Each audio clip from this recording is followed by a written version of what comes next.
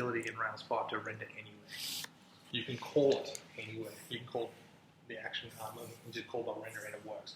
So an example would be email. Didn't see that happen. An example is email. So you, instead of having to send it out to an email provider and build it, you can actually build the template and render in the spot on the email itself and then go send. And it's done.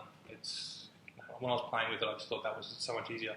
Before you had to go and build all the components all the way through. Now you can say, oh, I've got a mail template, or I've got another template. You can swap them both between the two, and you can just render it anywhere.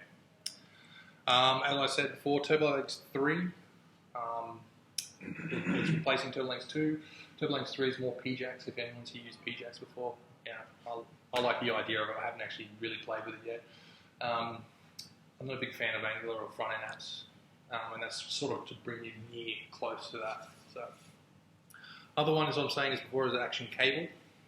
The action cable basically allows you to tie in certain elements of a page to a backend and keep it streaming to it at all times.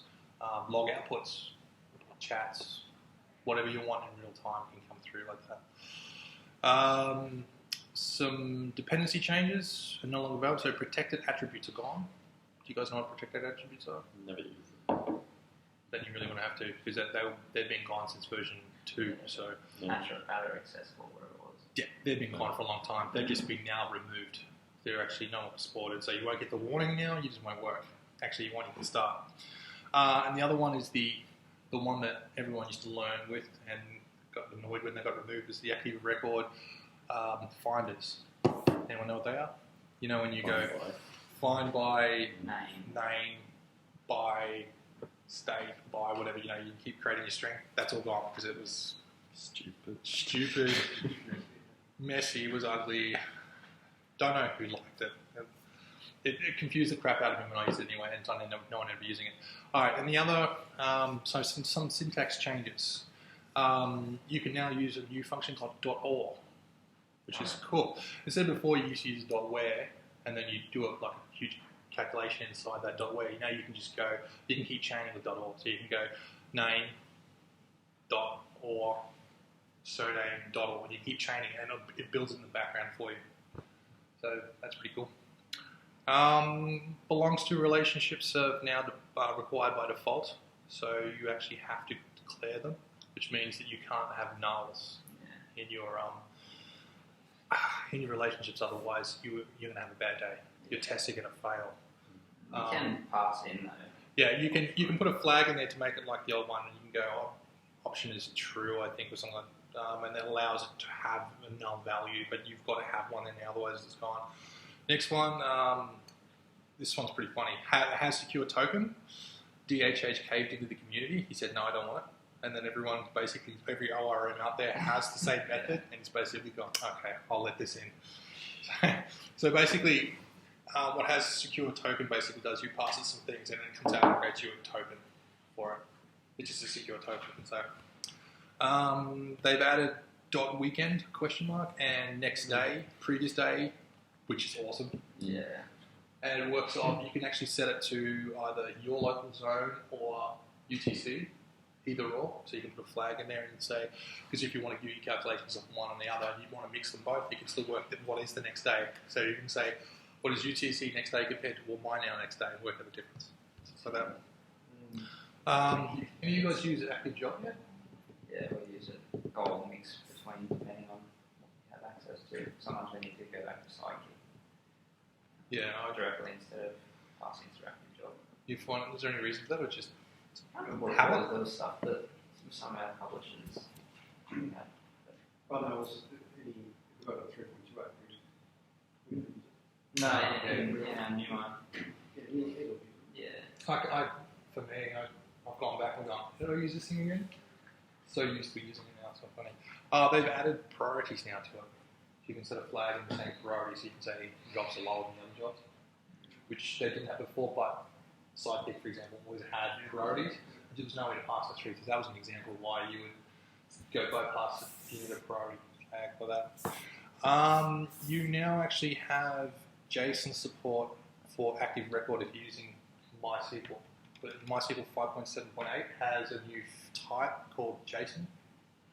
output, so you can now write directly that using that, which is fantastic if you're using MySQL 5.7. And this is my ultimate favourite. They're not getting rid of rake. They're enhancing rake, so you don't have to call it rake. So you just go Rails. So I find that hilarious. We all go learn to do Rails server. So basically, they said everything rake command now is done in Rails. You'll still be able to do rake for version 5 if you want, but version 6 they're going to depreciate that and call that. You won't be able to do that after version 6. But version 5, you'll be able to go Rails, DB migrate, and all those commands. You don't have to learn 2 different syntaxes. I think there is a couple of syntax changes from the rake commands. For example, you don't need to, with break, you're required to pass a parameter across for environment. Rails doesn't need that, so you can just put an E tag, flag and put in the environment. You don't need to do that with the Rails one, whereas you had to do that with the rake. Yeah, so Rails it is actually far better, and it actually uses a different engine in the background, but they've just imported it. I think they're using Thor in the Rails one, I can't remember. I think it's Thor. Anyway, it's slightly different the way rake does it anyway. Apparently it's a little bit faster. I haven't used it yet. I'm waiting for it to come out before I can use it. So that's about it. Thanks. So when are we expecting the first release candidate? I think we're going to get it before Christmas. If we're going on the same rate of the previous releases, we've had release candidates come out a month before Christmas, and then usually about a week before Christmas for the full version. I think they do that so people are away and they can get time before they go back to work and play on their holidays. I'm not too sure of the methodology in that, but this time last year I released our first release candidate at 4.2, and when it came out it was like refresh button. And they just kept coming. There was about 6 of them before they released the final one. But I'm on record around Christmas. That's my guess.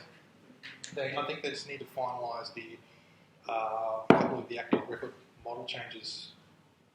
Because there's a lot of refactoring. Yeah, there's a lot of refactoring.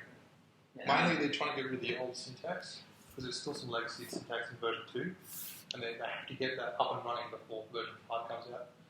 Mainly due to the fact that Ruby 2.2 is coming out, so they have to basically bring it up and test it all and that kind of stuff. So they're going to release the 4 from what I can see with nonsense, but they're 4 release candidates.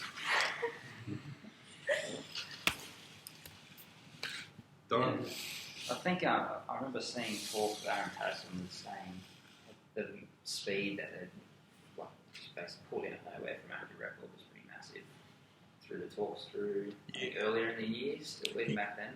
He did one about 2 years ago from memory where he basically, the company he was working for gave him 6 months to work on a single project. He rewrote the Ariel engine, and the request times dropped down because the way he hit the database was a lot less. Yeah, that's interesting. Yeah. Mainly the changes we're going to get is because of Ruby 2.2.1 and above. That's where most of the changes are.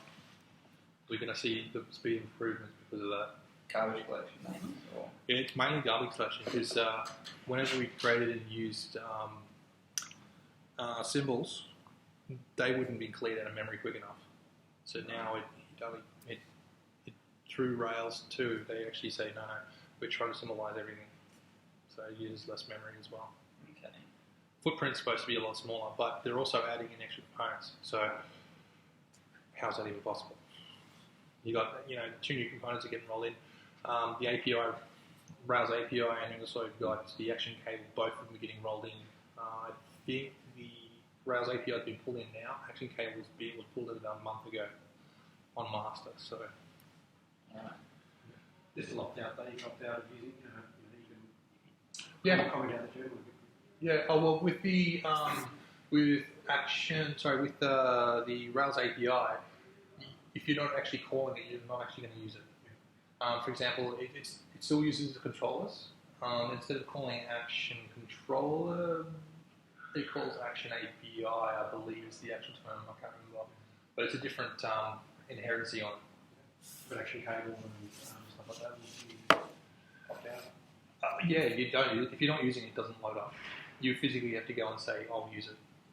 And because it's running on a different engine, or if you choose to run on a different engine, it will only, because in your gem file you load up production, you can actually say this is my production.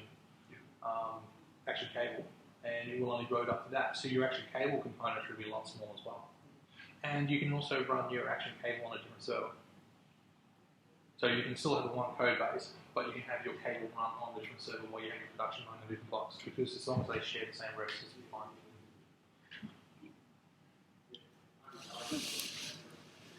Fine excuse to use it. There's, that's right. there's also